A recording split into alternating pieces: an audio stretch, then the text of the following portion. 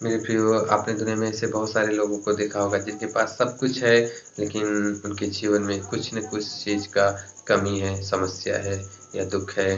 या ऐसे भी लोगों को देखा होगा जिनके पास कुछ भी नहीं है, लेकिन उनको बहुत शांति से देखा है, बहुत सुकून से देखा है। बाइबल का वचन दूसरा इतिहास का 5 अध्याय और 1-2 वचन में इस प्रकार से 1 से 3 वचन में हम लोग इस प्रकार से पढ़ते हैं। अराम के राजा का नामान नामक सेनापति अपने स्वामी की दृष्टि में बड़ा और प्रतिष्ठित पुरुष था, क्योंकि यहोवा ने उसके द्वारा अरामियों को विजयी किया था। वह शूरवीर था परंतु कोढ़ी था। यहाँ पर एक नामान नामक सेनापति है जो राजा की दृष्टि में प्रतिष्ठित है, शूरवीर है, उसका नाम है, उसके पास सब कुछ है। हर जगह लोग उनको आदर देते हैं, लेकिन उनका जीवन में एक कमी है, वो कोढ़ी है। कोढ़ व्यक्ति, कोढ़ से ग्रसित, एक बीमारी से, महामारी से ग्रसित व्यक्ति है और उसके कारण बहुत दुख में रहने वाले हैं। सब कुछ है लेकिन दुख में है।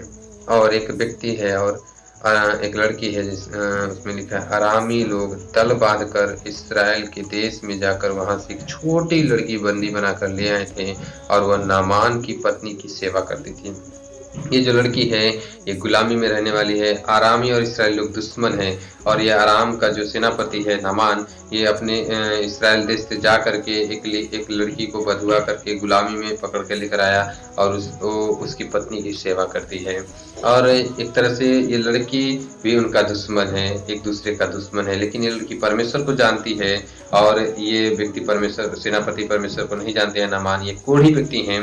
जब ये लड़की जान गई कि मेरा स्वामी जिसकी मैं पत्नी की सेवा करती हूँ, मेरा स्वामी कोढ़ से ग्रसित है, इस महामारी से ग्रसित है, तब तीसरा पद में वो उनके लिए क्या बातों को बोलती हैं। उसने अपनी स्वामिनी से कहा, यदि मेरा स्वामी सोमरोन की भविष्यवक्ता के पास होता तो क्या ही अच्छा होता, क्योंकि वह उसको कोढ़ से चंगा कर देता।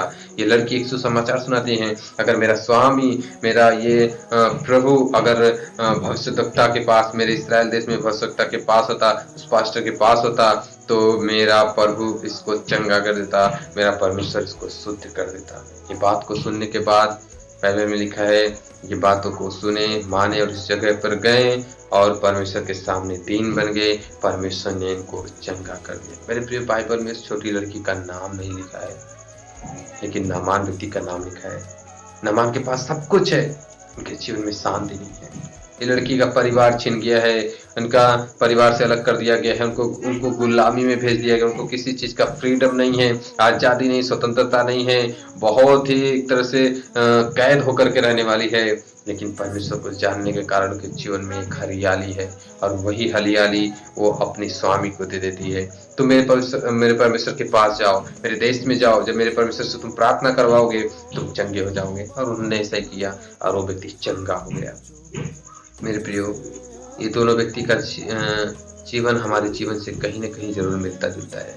शायद हम उस नामान सेनापति के समान हो सकता है, हमारे पास सब कुछ है, इज्जत है, नाम है, हमारे पास धन दौलत है, सब कुछ है, लेकिन एक कमी है, कोई न कोई एक कमी है। उस समय, पुराने समय में ये कोढ़ को पाप के साथ दर्शाया जाता था, या हमारे जीवन में हो सकता है कहीं न कहीं पाप है, या हो सकता है कहीं न कहीं किसी बात को लेकर के बहुत तकलीफ में है, बहुत दुख में है, या बहुत महामारी से चल रहे हैं, या कुछ ऐसा गुप्त चीज आपके जीवन में है जो कोई नहीं जानता है। नामान को कोई नहीं जानता था, एक छोटी लड़की उनको बता दिया। छोटी लड़की जानने के बाद बता दिया। उस छोटी लड़की का नाम नहीं लिखा है। शायद हो सकता है आप वो दूसरा व्यक्ति वो हो सकते हैं उस लड़की के समान। आपको लोग कोई नहीं जानता है, आपके नाम को भी कोई नहीं जानता, आपका बैकग्राउंड भी कोई नहीं जानता, आप कितना दुखी व्यक्ति वो भी कोई नहीं जानता, आपका कितना छीन लिया गया आपसे कोई नहीं जानता, आप कितनी तकलीफों में चल रहे शायद कोई नहीं जानता, लेकिन आप परमेश्वर को जानते हैं, परमेश्वर आपको जानता है। इन दोनों में से कहीं न कहीं एक व्यक्ति आप है। अगर वो एक व्यक्ति आप हैं, आपके जीवन में एक आस्था है, एक हरियाली है, वो ये है कि परमेश्वर को आप जानते हैं और परमेश्वर आपको जानता है, तो वो हरियाली आप दूसरों को डाल दें। जो नहीं जानता है, आज बहुत सारे लोग महामारी से मर रहे हैं, दुखों में मर रहे हैं, परमेश्वर को जाने बिना मर रहे हैं। मेरे प्रियो, बहुत तकलीफ में जीवन बिता रहे हैं, बहुत ही कष्ट के साथ जीवन बिता रहे हैं, पाप में जीवन बिता रहे हैं। उन्हें आपको परमेश्वर के बारे में बताने का जरूरत है। उस दूसरे व्यक्ति को आपको परमेश्वर के करीब ले जाने का जरूरत है।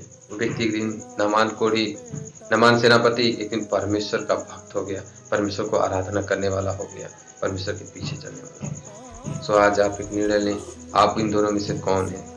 अगर आप वो हैं नमान कोढ़ी, तो आपके लिए एक है कि आप परमेश्वर की आज्ञा को मानें, परमेश्वर के पीछे चलें और आप अपने जीवन में शांति और सुख को पाएँ।